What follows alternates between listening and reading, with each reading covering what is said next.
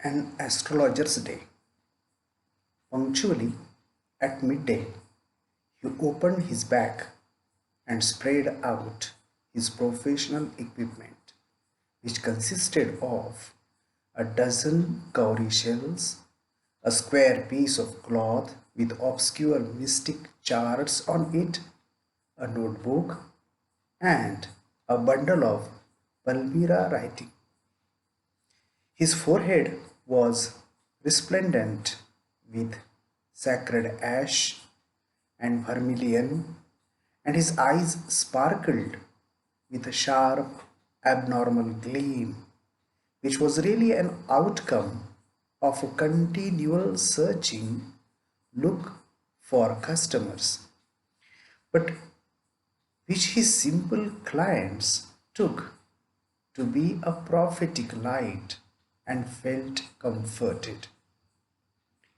The power of his eyes was considerably enhanced by their position placed as they were between the painted forehead and the dark whiskers which streamed down his cheek. Even a half wit's eyes would sparkle in such a setting. To crown the effect, he wound a saffron colored turban around his head.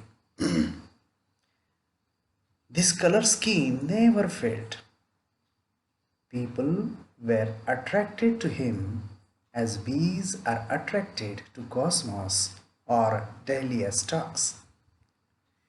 He sat under the boughs of a spreading tamarind tree, which flanked a path running through the town hall park. It was a remarkable place in many ways. A surging crowd was always moving up and down this narrow road from morning till night. A variety of trades and occupations was represented all along its way.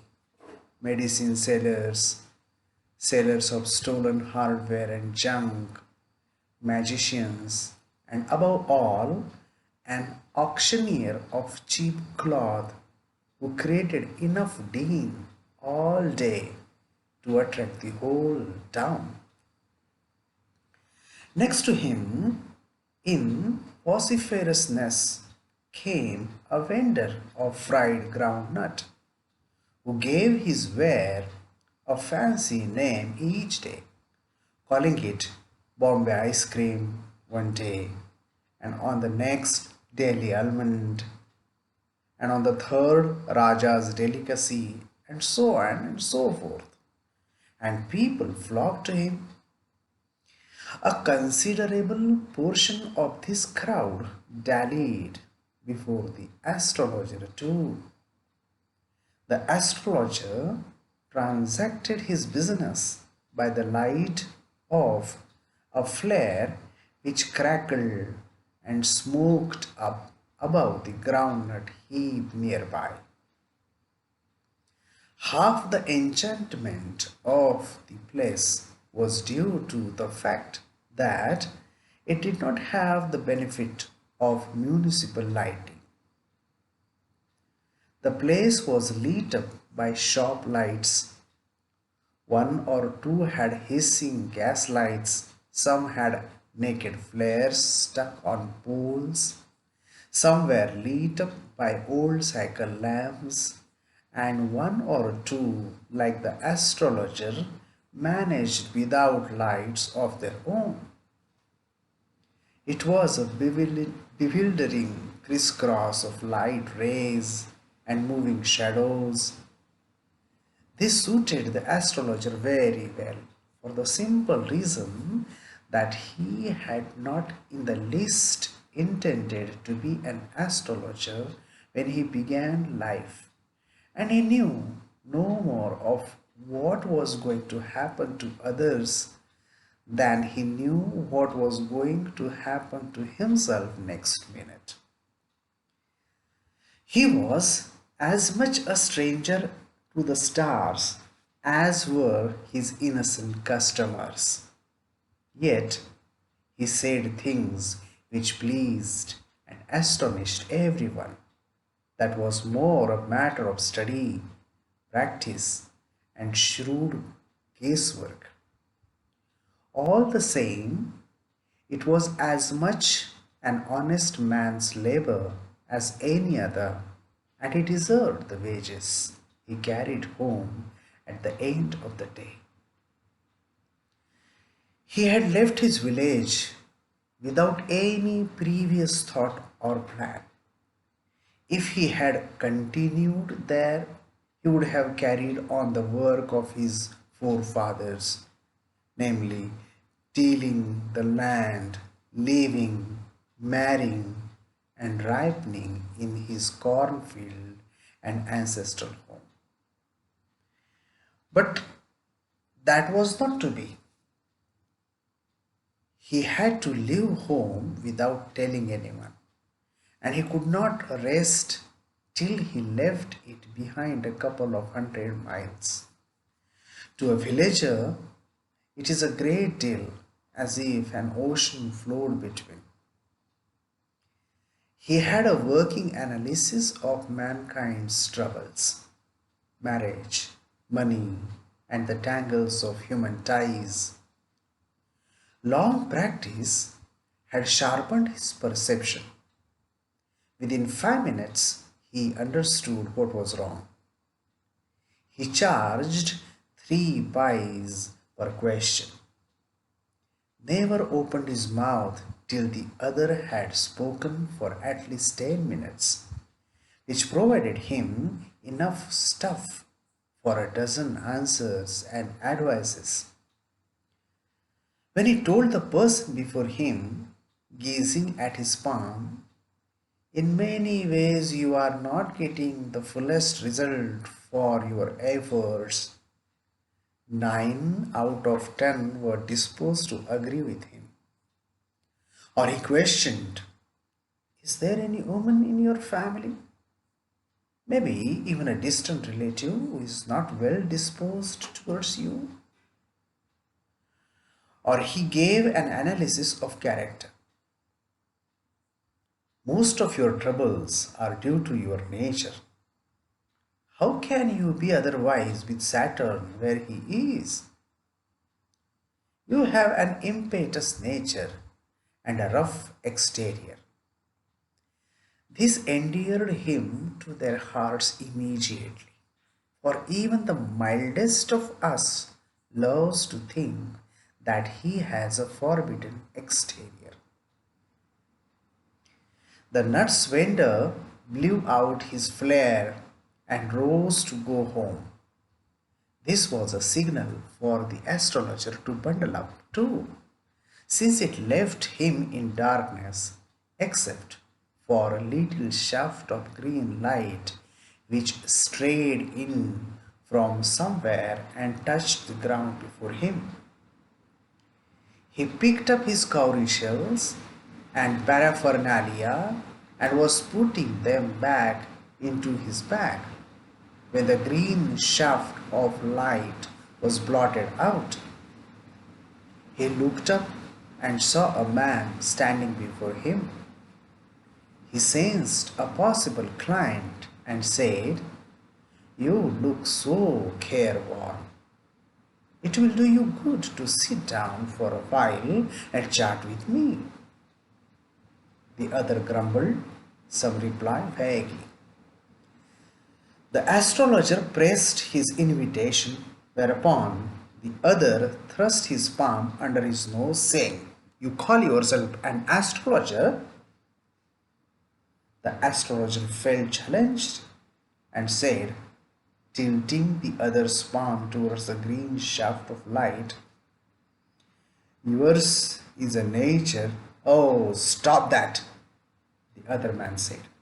Tell me something worthwhile. Our friend felt piqued. I charge only 3 pies per question, and what you get ought to be good enough for your money.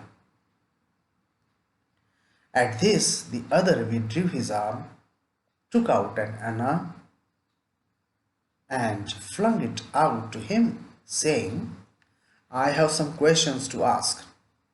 If I prove you are bluffing, you must return that anna to me with interest. If you find my answer satisfactory, will you give me 5 rupees? No. Or will you give me 8 annas? All right, provided you give me twice as much if you are wrong, said the stranger. This pact was accepted after a little further argument. The astrologer sent up prayer to heaven as the other lit a cheroot. The astrologer caught a glimpse of his face by the match light. There was a pause as cars hooted on the road. Jutka drivers swore at their horses, and the babble of the crowd agitated the semi-darkness of the park. The other sat down, sucking his cheroot, puffing out, sat there ruthlessly. The astrologer felt very uncomfortable. Here, take your Anna back. I am not used to such challenges. It is late for me today. He made preparations to bundle up. The other held his wrist and said, You can't get out of it now. You dragged me in while I was passing. The astrologer shivered in his grip, and his voice shook and became faint. Leave me today. I will speak to you tomorrow. The other thrust his palm in his face and said, Challenge is challenge. Go on. The astrologer proceeded with his throat drying up. There is a woman. Stop, said the other. I don't want all that. Shall I succeed in my present search or not? Answer this and go. Otherwise, I will not let you go till you disgorge all your coins.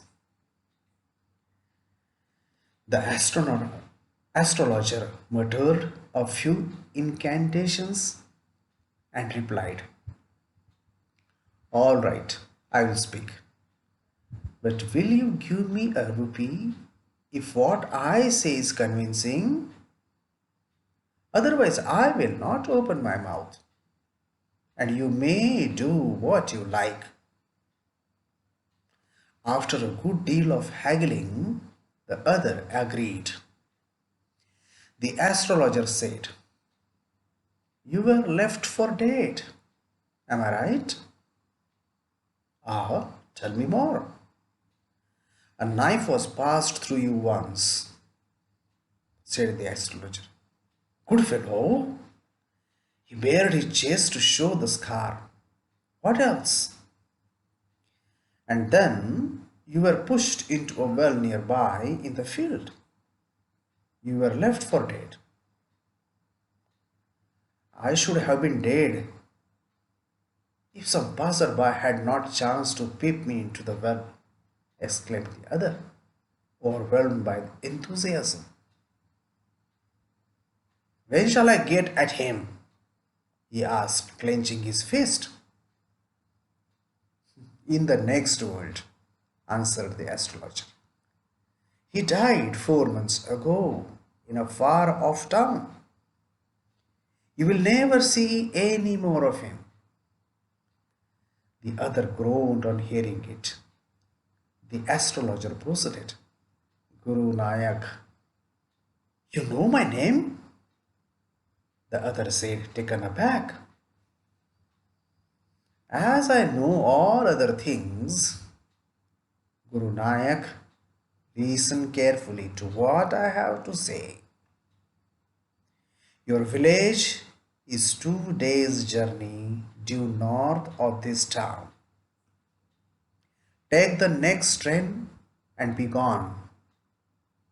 I see once again great danger to your life if you go from home. He took out a pinch of sacred ash and held it to him. Rub it on your forehead and go home. Never travel southward again, and you will live to be 100. Why should I leave home again? The other said reflectively. I was only going away now and then to look for him and to choke out his life if I met him. He shook his head regretfully. He has escaped my hands. I hope at least he died as he deserved. Yes, said the astrologer. He was crushed under a lorry. The other looked gratified to hear it. The place was deserted by the time the astrologer picked up his articles and put them into his bag. The green shaft was also gone, leaving the place in darkness and silence. The stranger had gone off into the night after giving the astrologer a handful of coins. It was nearly midnight when the astrologer reached home. His wife was waiting for him at the door and demanded an explanation. He flung the coins at her and said, "Count them. One man gave all that." 12.5 annas, she said, counting. She was overjoyed. I can buy some jaggery and coconut tomorrow. The child has been asking for sweets for so many days now. I will prepare some nice stuff for her. The swine had cheated me. He promised me a rupee, said the astrologer. She looked up at him. You look worried. What is wrong? Nothing. After dinner, sitting on the pile, he told her, do you know, a great load is gone from me today. I thought I had the blood of a man on my hands all these years.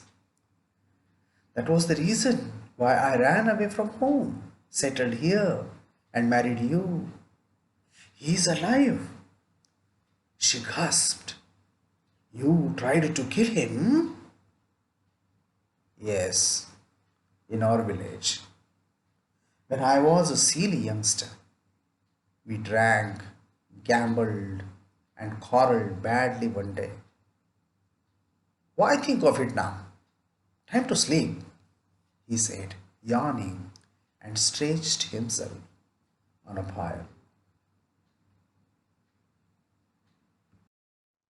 So friends, you have listened the story I have read out for you.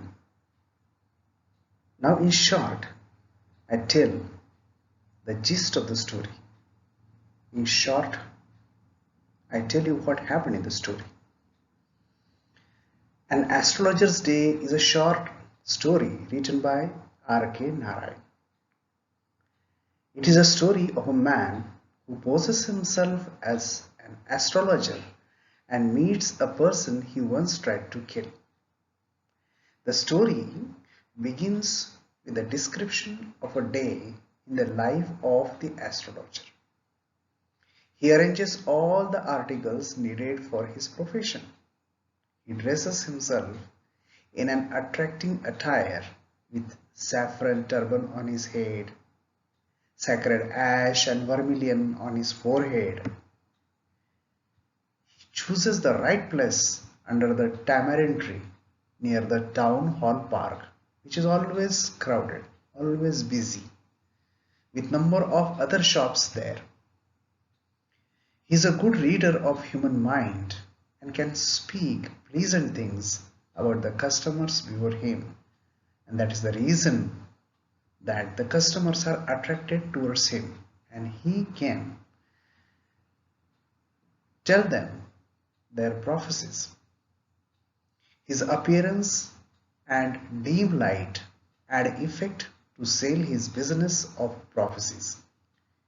He well knows that certain sentences will surely touch his customers, like, is there a female who dislikes you? You are not being justly rewarded for your work, and so on. As a matter of fact, he himself doesn't know what will happen next. He becomes an astrologer because he can't stay in his village for his misdeed and wants to hide his identity. One day, when the astrologer is going to pack up at the end of the day, he sees a stranger standing near him. He offers to solve the stranger's problem because he looks that the stranger is rather worried. But the stranger is rather unwilling. He challenges the astrologer's ability, and the astrologer accepts the challenge and demands 3 pies for the advice. Pi. This is the old currency. There follows a bargain between them. Meanwhile, the stranger lights the cheroot, and in the dim light of that matchstick, the astrologer recognizes the man's face, and he becomes rather worried and wants to return money he charged. The man remains obstinate. Helpless, the astrologer agrees and starts to tell his past, that he was stabbed and left for dead in the well. The astrologer even calls him as Guru Nayak. Taken aback, he listens the astrologer's words. The astrologer asks him never to return this city and remain home. He tells him that his murderer is dead in a terrible accident. Though regretful, he is gratified because he comes to know that the one who tried to kill him is dead now. When he comes home, he hands over all money, more than any other day, to his wife, which gladdens her heart. He reveals her his misdeed in the past and tells that he feels relieved when knows that Nayak did not die and now he can sleep peacefully. So this is the summary of the whole story. Now it's high time that after listening and understanding the story, which is very simple, now it's time for the next portion, and that is brainstorming. There are a number of exercises, various type of activities which you have to solve. First solve the activities, and then I shall make activity sheet of 12 marks for you. The structure of the activity sheet will be same as it was in 11th standard. The first question will be global understanding question. The second question will be complex factual question. The third question will be based on the skills like interpretation or inference or analysis. The fourth question will be personal response question.